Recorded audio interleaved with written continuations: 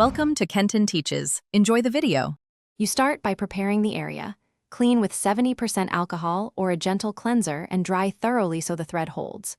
Once done, use a brow pencil to mark the shape and brush hair in its natural direction to see what to remove. Now, take a 6/8-inch cotton thread loop, tie the ends, and twist it 6/8 times. You will use the twisted center to trap hairs. Make small practice motions to feel the grip before your first pass. You now move into controlled removal. Anchor one end of the loop around your index finger and the other around your thumb, then open and close your wrist to move the twist along the hair. Make short passes across 2 3mm sections so you remove cleanly without skipping. For less breakage and smoother hairs, pull in the direction of growth. Keep your other hand pressing skin taut and check symmetry frequently. This helps you correct mistakes early and maintain an even shape.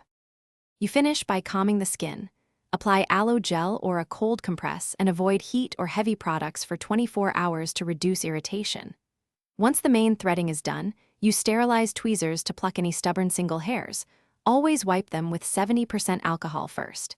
If you see persistent redness, swelling, or early ingrown hairs, apply a thin layer of hydrocortisone 1% and monitor for 48 hours. If symptoms